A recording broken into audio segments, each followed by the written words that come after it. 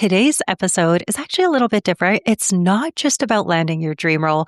It's about creating your dream life. So today we're zooming out a little bit. And recently I had this experience that happened to me, which really brought me back to my roots of dreaming bigger, creating a vision for the future, which I know is something we all love to do this time of year. And also reminded me about the power that we all have to create the life beyond our wildest dreams. So we're going to be breaking that down today. And I'm so excited. This is one of my favorite topics. So I'm actually going to be going into this even deeper in one more episode that's going to come out on December 30th, right in time for the new year. I'm going to be sharing with you my manifestation process and also how I have been able to manifest wild things in my life, from perfect health after having cancer, from manifesting $1 million seemingly out of nowhere that didn't make sense. I'm going to walk you through that story. And then also advice from the manifestation queen herself, Gabby Bernstein. If you don't know who she is, she writes incredible books. And I recently went to her show. So I'm going to be breaking down the lessons that she passed on to me as well, which I will be sharing with you right here. Hey, it's Irina Pozan, and welcome back to the Career Cravings Podcast. This podcast has a simple mission. It's to help ambitious professionals like you build the career and life that you've been craving. Over the past 15 years, I've worked as an HR leader, designed hiring systems, led recruitment teams, and I've sat on the other side of the hiring table. I've seen what works in today's job market, what doesn't, and what separates those good candidates from the ones that actually land their dream roles. Now I'm bringing everything I've learned straight to you. Each episode is packed with actionable insights and tools to help you land your dream role sooner. Now let's dive in. Since the year that The Universe Has Your Back book has come out, I loved it. I soaked it all up. I read it all. I was obsessed. And from the time that I decided one day I would write a book, I had put a vision of Gabby Bernstein on my vision board. And speaking to her at her show, she took my question out of the audience of 1,200 people. She took it first and gave me some really great advice I'd love to pass on to you. And then I will also be sharing something I've never shared ever before anywhere, which is how I manifested my first $1 million in an experience that still to this day gives me goosebumps. So I'm going to be breaking down all of that to inspire you, and also sharing the process of how I personally manifest my biggest goals to coming into life, and the process in which I do that, taking many of the learnings from the manifestation queen herself. So let's just kind of backtrack. I have had this image again of Gabby on my vision board. And then I was thinking about her for some reason. I was rereading her book. And then 24 hours later, it's funny how Instagram ads work or meta ads work, but I then start getting targeted with the fact that she's coming to Toronto, that Gabby Bernstein is coming to Toronto to speak about The Universe Has Your Back. And I couldn't even believe it. I was like, oh my goodness. And as soon as I saw it, I bought the 2 best tickets that were available. Many were already sold out. The whole VIP was already sold out. I bought the 2 best tickets, and I messaged my friend Paria, who is someone who I know is very spiritual. Her and I we met, and the first time we had gone out to a dinner, just the 2 of us, we had spent the entire night talking about her experience going to a Tony Robbins show and things we were manifesting, and the letter to the future self and vision boarding. By the way, those are 2 tools that I'm going to break down on a New Year's Eve episode that is coming out December 30th. So I'll be sharing that with you as well. But we really hit it off. So as soon as I saw those tickets, I grabbed 2 and I'm like, Paria, are you coming? And she's like, of course I'm coming. So amazing. And we set the date, and I was so looking forward to it. And that month, that was the end of October, there was so much going on. There was so much travel from Hawaii to Vegas to New York. And this was something that I was looking forward to just as much. So at the show, while we're watching it, and we had the best time just creating a fun little date night out of it. We went out to a beautiful dinner. The show was held at the Danforth Music Festival, or Music Hall, I think it's called, in Toronto. And if you're not familiar with that area, it is Greek town which has incredible Greek food. And it has one of my favorite restaurants there, favorite Greek restaurants. We made a reservation. We went to dinner and then we had walked over and had so much fun. I actually saw one of my clients there, Krishna. We took a picture together. It was amazing. I was like, of course I would run into you here. She was actually in the HR Star program 2 years ago. She ended up landing a head of HR role at Nude Sticks in 3 weeks. So super memorable story. And it was just so fantastic to see her there. And that was the first time we actually met live. So freaking amazing. The whole night was amazing. And Gabby gives her keynote, which was inspiring. And she talked about a couple of things that I took away. And then she ends up, I didn't know she was doing a Q&A. She sits in the middle of the stage, pulls up a chair, and she tells like the people that are running mics for her. She's like, okay, we have a couple of mics going around. Put up your hand if you have a question. And instantly my full body, I'm like a full body yes person or no.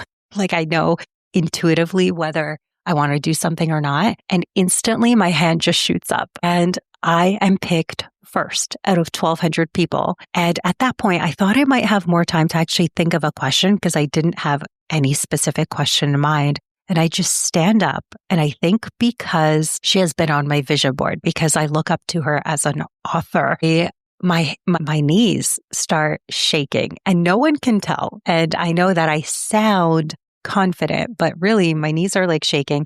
My friend whips out the camera, like she didn't even know I was going to ask a question. I didn't know I was going to ask a question. Whips out the camera. She's like recording this. And I stand up and I have no question, but I'm like, oh my goodness, this is so valuable. This time is so valuable. I better ask something. So I just fill her in and I say, you have been a mentor to me and Wayne Dyer has been a mentor to me. She was talking about Wayne during her keynote and he wrote some incredible books that are some of my favorites. And I just stand up and I say, you know what? I'm going to be asking her about the book. And at this point, I hadn't shared with anyone. I was very early on in the process. It's like the end of October. And I haven't shared with too many people, just my closest circle that I'm even working on this project. And I stand up in front of this huge group of 1,200 people and I declare that I'm writing a book. And Gabby is cheering me on. And I'm like, oh my goodness, this is so crazy. And I'm like shaking. And I didn't have a specific question, but I just said, Gabby, I've looked up to you as an author and I am writing my first book and I would love your advice and I'm going to keep it open-ended to any advice that you have. And she's like, ooh, girl, like her exact words were, girl, I have so much advice for you. And like, obviously she wrote 10 books, one of which has sold like 10 million copies and has been on the bestseller list. So obviously she knows a thing or two. And I didn't want to ask anything too specific, like, what to include, what not to. Like, I just wanted it as general as possible to really see what types of feedback she would have. And here's what she said. And I think we can all take away from this experience as well. So one of the first things that she said is let it come through you and not from you to be created for the highest good of all. Wow. So she went on to explain, it was like a 5-minute piece of feedback, but she went on to explain that before you work on something, in my case, the book, before I sit down to write, to let it come through me, not from me. So she's like, you can channel Wayne Dyer, you could let it flow from you. And she said, pray on it. Say the prayer of let this flow from me for the highest good of all. And let that start the way that you start your writing process. And since then, that is exactly what I've been doing. And it's been life-changing because it makes me realize that this is tied to the greatest good of all. And how can I have the best information that will inspire people come through me as a tool, which is so, so beautiful. And I told her, I'm like, Gabby, I'll be writing with you. And she's like, yeah, you can write with me. So that was amazing. And then she also said, have more fun. And this is something that my friend Paria really took away. She said, you know what? I've been working so hard. She's such a hard worker. She's a realtor, an amazing one. She cares so much for her clients. She is always on her phone. She's always driving around. She's always doing things, bringing gifts, going above and beyond, doing door drops. Oh my goodness, she's incredible. If you ever need a contact, literally DM me. I will send it to you. And she just said, you know what? I needed to hear that, to have more fun. And oddly, I had started intentionally having more fun.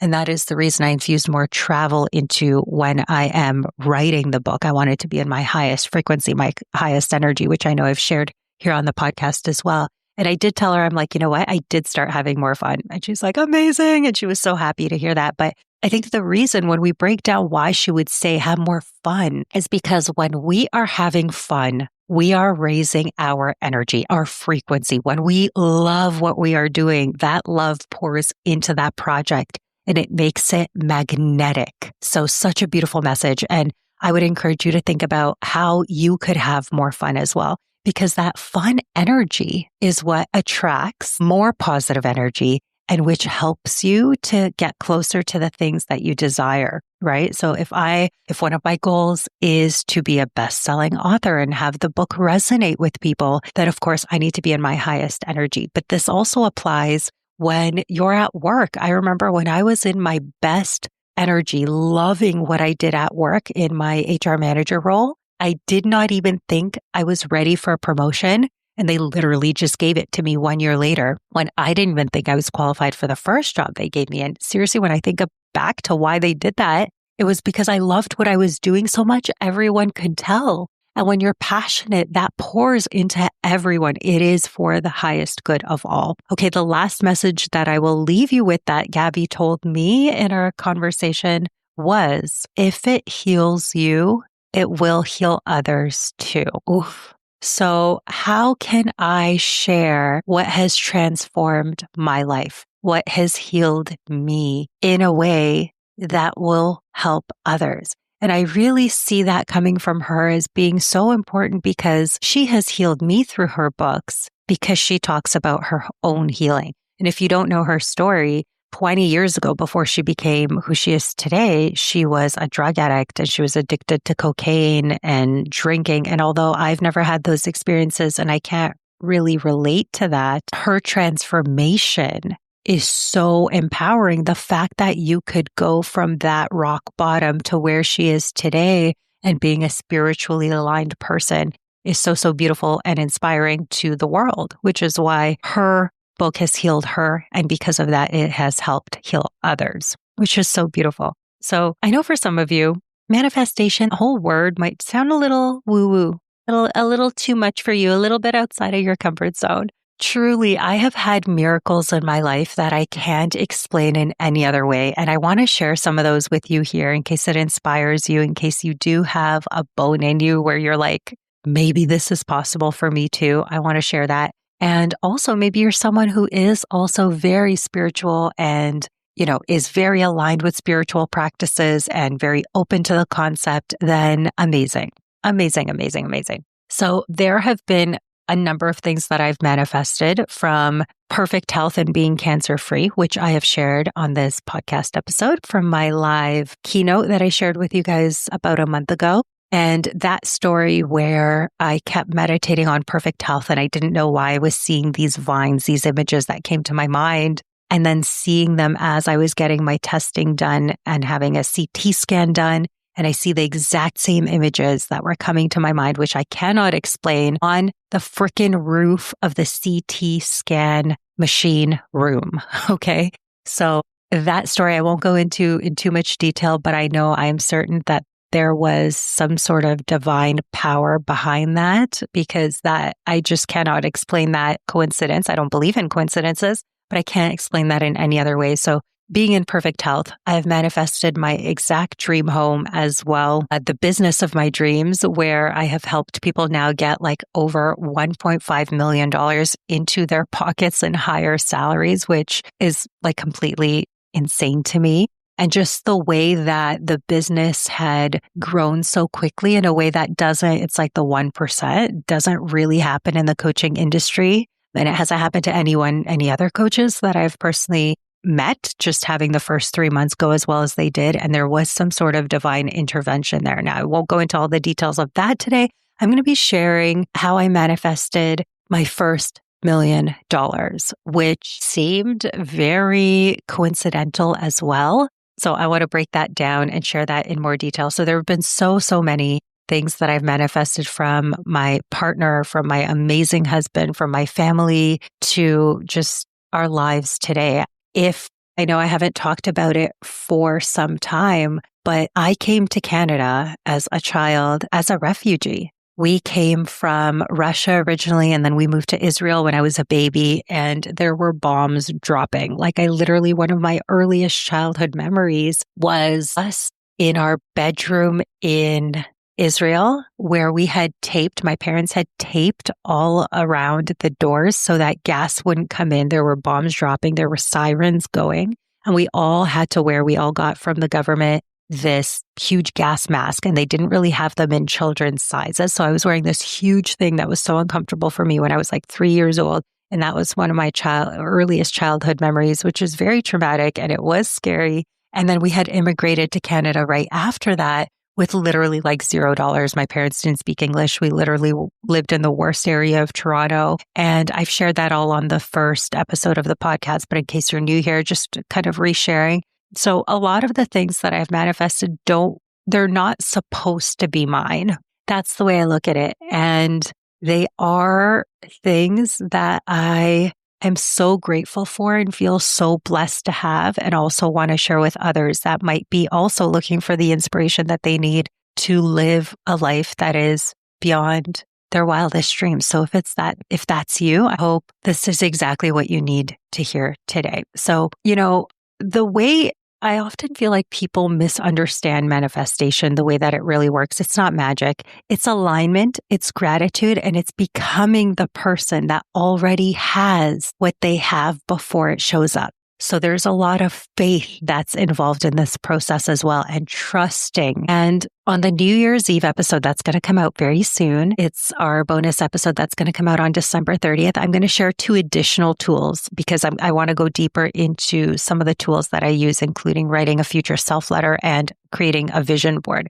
But today I'll just walk you through an example just to make it real. So, okay. When we talk about becoming the person who already has what they desire, this is becoming on the same frequency of what you want. So say you are manifesting, let's just keep it simple, $1 million. It could be anything, a dream job, a baby, a husband, a partner, like whatever that looks like for you. You have to be on the same frequency. This is where that advice of having more fun and being in the energy of what you want is so important. And I'll give you an example. So that $1 million story 10 years ago, and my husband and I were living in our first house, which we bought together. Before that, we had a couple of condos before that. And this was our first house. And it was not our dream house, but it was an incredible first house for us. And there were things I didn't love about it, but I knew it wasn't my forever home. For example, you may have seen, if you follow me on social media, my kitchen's very like white, and it's black and white, and it's very trendy, and I love like a modern look. And the kitchen was like this awful oak color, like not a cute oak. It was dark, and it was something that bothered me literally every day. I'm someone who's very sensitive to the way things look and the way,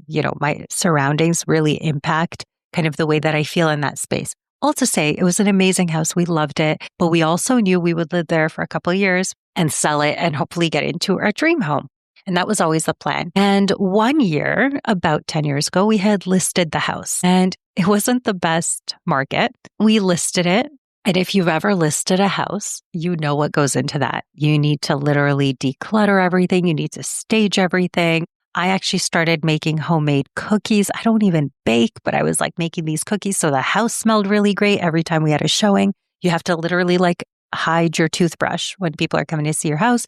People are coming through it all the time. You have to leave. We had a baby, so we were leaving the house with a baby. It was like a whole freaking thing. And it was really uncomfortable, and it didn't sell. We didn't even get a single offer on our house, and we had listed it, and there were no offers at all. I'm going to be transparent, and you maybe know the Toronto real estate market. I'm going to be sharing numbers with you. So just to make this example real, we had listed it for under 1.5 million. And I think it was like 1.47. Literally, no one was interested. No one made an offer. No one even cared. And we were like, wow, okay, this isn't going well. And we stopped. We took it off the market, and we actually just fully gave up. We let go, and we were like, okay, it's not our time. That is completely fine. And truthfully, I was really hurt. I was devastated. I really wanted to move.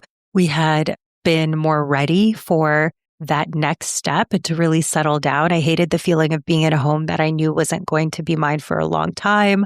I wanted to, really be able to renovate and like do the things I wanted to it permanently. And we were like, okay, I guess it's not worth 1.5. I mean, no one paid that, so it's fine. When we relist, maybe we'll think about, a lower kind of price point. And some time went by and I let go of that dream. And then one day I was again journaling and visioning on my dream home and where I wanted to live and what my life would look like and how peaceful I would feel, which, by the way, later, of course, became my reality. And I got so specific with the way I wanted to feel in this house, how when I wake up, I feel grateful and I take baths in this beautiful, huge marble white bathroom with a big soaker tub. And I had envisioned there were a couple of issues with our last house that I didn't love. Like it didn't have a mud room. It didn't have the kitchen that I wanted. And I kept picturing these things that I would have. A huge walk-in closet was on the dream list, and I would picture it in really great detail. And one day, I'm someone who always has like a bath ritual.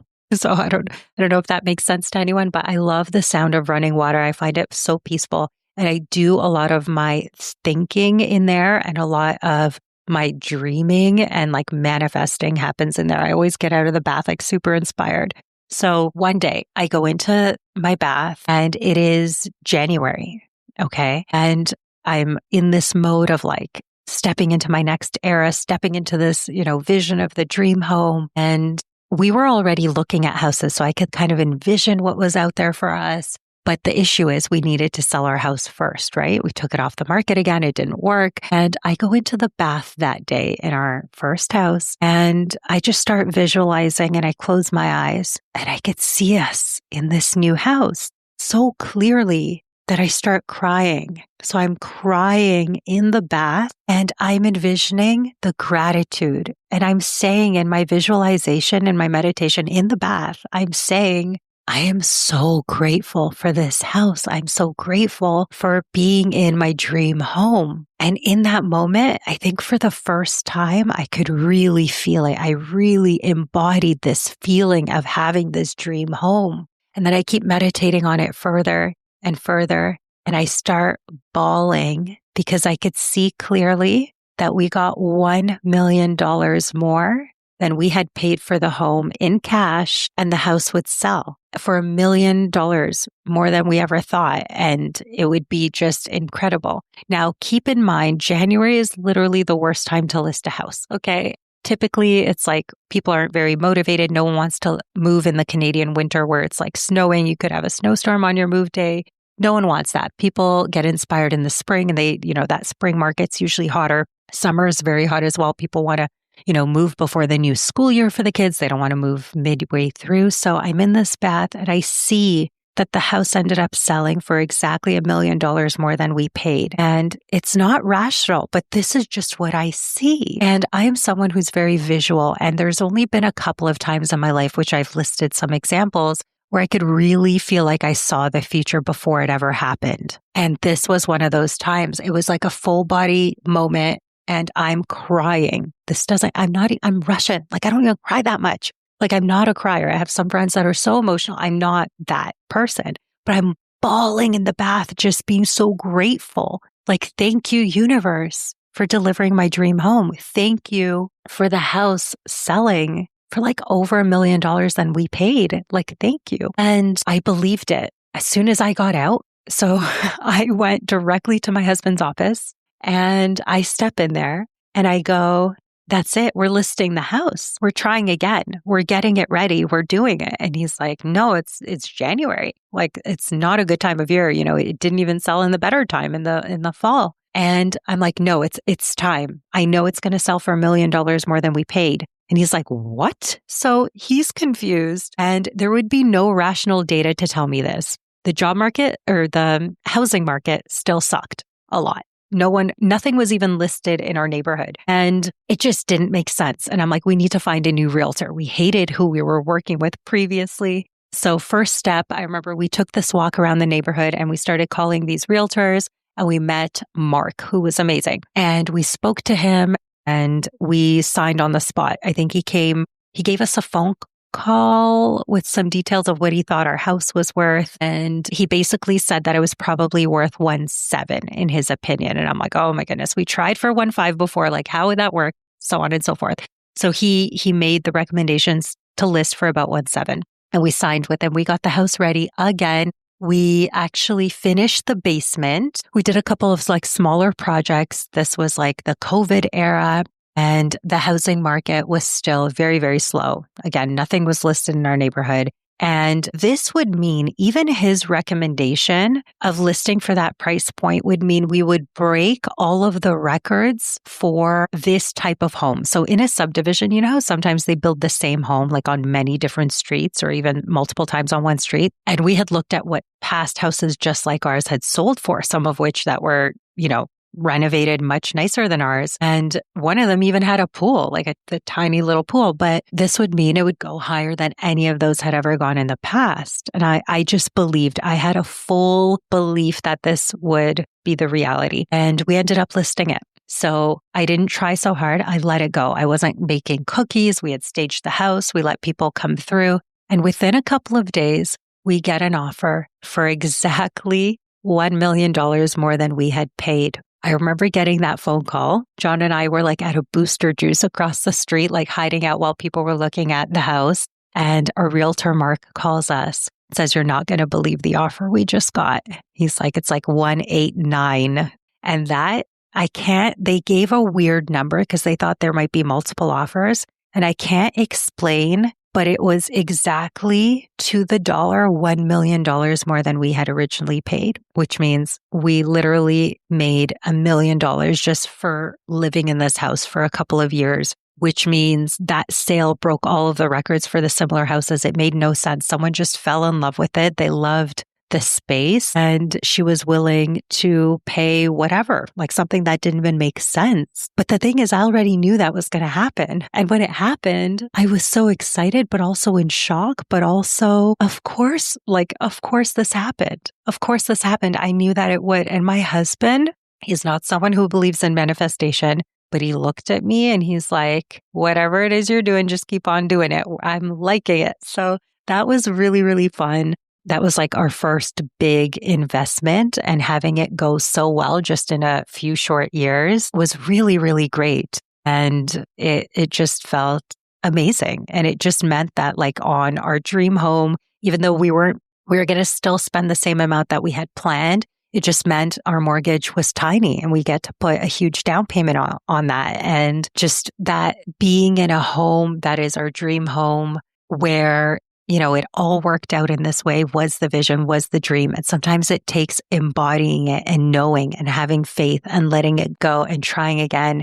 It was a beautiful memory. So if that inspires you, then I am so glad you are exactly where you are meant to be today. And I just want to kind of walk through the framework of locking it in. So the first step is always the awareness, right? So notice the story that you're living in. If you have a desire for something in your life, are you truly living it? Are you believing that it is possible for you? Are you believing in miracles? Do you know that this is something that is meant for you? And then if it's not, like for me, it wasn't that first time. It was such a negative experience, and I didn't truly believe that it would be possible because the market really sucked, right? Then you want to reprogram and choose a new belief. Now, this can also be the case for you when you're looking for work and it seems like things aren't working out and you're getting rejections, and maybe you went to the final interviews and it didn't work out. Now, reprogramming and choosing a new belief is going to be so helpful. If you focus on the fact that the job market's hard, it's never going to be possible, that doesn't make sense, they'll never pick me, it's not going to happen. So choose a new belief. Choose to believe in that positivity, because positivity will bring more positivity in your life. So that belief is so, so important, and it's going to drive your decisions. If I didn't have that belief that it would be possible to sell our house in January, then I wouldn't have done it, and we wouldn't have found our perfect home, because you know how things work. The home needs to be on the market at the exact time.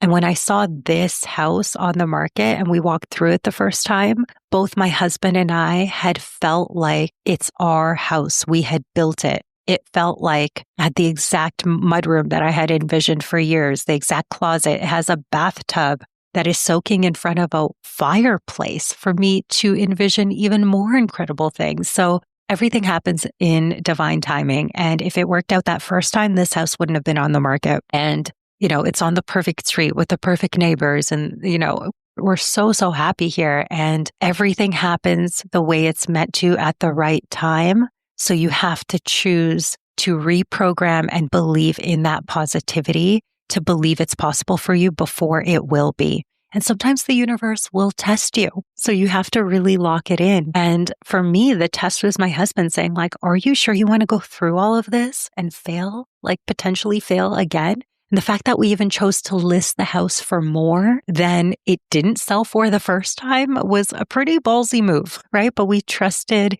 in our realtor. And what ended up happening, like now that I look back, we had kind of listed, I didn't know, but the market was shifting like literally that week. And all of that pandemic kind of buying, we didn't know was going to happen. It just started, but we were ready. We had renovated. We painted the basement. We redid things. We created one additional office space for me to work in, which was really helpful for selling it. And none of that would have happened. We wouldn't have been ready for that turn in the market. And we got to be the only ones that were listing on our street. And it worked out for the better, right? So have the faith, take the aligned action, lock it in, and then act as if it's already yours. I remember when I was also manifesting my dream director role that seemed to come out of nowhere. I had an executive recruiter reach out of nowhere, but I had been preparing in the back end. And I was ready for that opportunity, and I could see myself in that role. I could see myself leading the team. I could see myself creating these programs for leadership development, getting people to the next level and coaching people at work. Like I could see it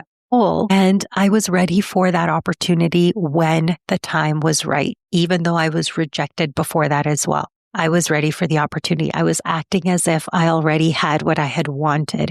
And this energy brings so much more of that in. So today, we are in a very beautiful, reflective month, and you are probably in the back of your mind, even though it might feel scary to even admit it to anyone else. Like, by the way, it is terrifying for me to share these stories. Not everyone believes in this type of thing. And for me to even share the financial aspect gives me a little bit of ick. Makes me want to throw up a little bit, but I knew if I didn't share the actual details of what happened and how unbelievable that was for us in the moment and how literally the sale broke records and it had no rational explanation. If I didn't share that, it wouldn't be a valuable lesson. Like I could have come here and just said, this is the process, like embody what you believe. But that moment of me like crying and seeing the future come true and believing in it wholeheartedly is the reason that made me take the next aligned step and the next aligned step and the next aligned step. And seeing the future before it happens is something, I'm just a very visual person. So you might not be someone in your meditations that sees things visually. I wish this happened to me on a daily basis. It does not. It's only happened like a handful of times in my whole life. But when it does, it's a very beautiful lesson. And going to this Universe Has Your Back show that I recently went to reminded me of that. How do I put myself more in the energy of acting already as if it is done? And the beautiful thing is, very recently at the New York retreat that I went on, I could see another vision for my future, which I shared with you. So if you want to listen in, go to that episode where I break down what happened in New York. But in New York, I saw a vision when we were all meditating, doing breath work. And the beautiful thing is someone else in the room, Julie, saw it too. And she approached me after the meditation and said, I could see you speaking to thousands of people after your book launched and inspiring others. And that's exactly what I saw as well. So these moments are very, very special to me. And if that is not something you have done before, I would encourage you to have a meditation practice where you do start to picture what your dream may look like. And that will help you create the vision board that we talked about. That will help you create the letter to the future self, which we're going to break down also on the final episode this month on the podcast, or I guess the final episode for all of 2025. Hey, So a lot of tools coming your way on how to do that. But the first step is really getting clear on what that big dream is of yours. And at one point in my career, it was landing the director role. And at one point it was starting a business. And at one point it was getting our dream home and selling our home or manifesting that first $1 million in our real estate sale. And right now it's becoming an author and being able to make an impact in a new way. So our visions change, our dreams change by the season, and that's totally okay. But I would encourage you to think about what is your biggest dream now, whether it's meeting the love of your life, landing your dream role, whatever that is. What does it look like? How will you feel? What will you wear? What will you look like? How will you act? How will it feel in your body? And when you can feel it, it might spark emotion inside of you. And when I know it sparked emotion inside of me, for me personally, I know it's going to happen. The fact that I was bawling in the bathtub because I knew we had bought our dream home effortlessly and our house sold effortlessly with ease. I remember telling my husband, like, I came out of this bath like a new woman. And I came up to him and I'm like, I have no doubt our house is going to sell with ease. And he's like, we've tried that. It doesn't work. And I'm like, no. This house is going to sell for $1 million more with ease. Someone's just going to come and just buy it. And that's exactly what freaking happened. So I hope this inspires you today. I hope you take the time to create a vision for your next chapter because it is so powerful. Now, since we are on this path of me sharing very vulnerably the visions that I have for the future and becoming an author, I'm going to share one more, which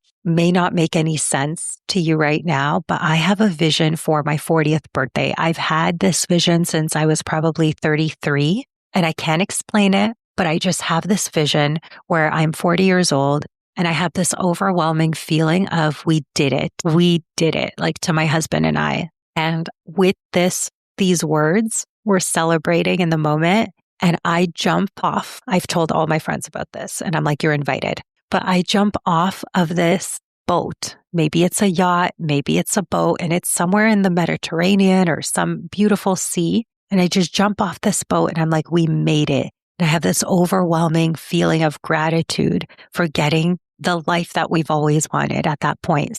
I have been actively almost planning this birthday. I've been inviting people to it. I'm telling my husband, this is what we're doing. I'm telling everyone years in advance because I can see it. And I want you to have a very clear vision of what you want for 2026 and beyond. And I hope me sharing these very vulnerable stories resonate with you. Gives me the ick. I will admit that right now. I'm going to get more comfortable with it, but I would love to hear your feedback if this resonated with you. This has helped you create your bigger vision in any way. And I can't freaking wait to hear what you manifest. All right. I will see you in the next episode. Thank you so much for staying until the end. If you like this, please rate and review. DM me. Let me know what your thoughts were. Send this to a friend that needs to hear it. I love you, and I will see you in the next episode. Hey, before you go, if you've enjoyed listening to today's show, I would love your support. Please take a moment to leave a review anywhere where you listen to podcasts. And here's the exciting part. I'm running a special contest and giving away a one-on-one session with yours truly. All you have to do is leave a review, take a screenshot, and send it to me in my DMs. All of my contact info is in the show notes. I appreciate you so much, and I cannot wait to build the career and life that you've been craving together. See you next week.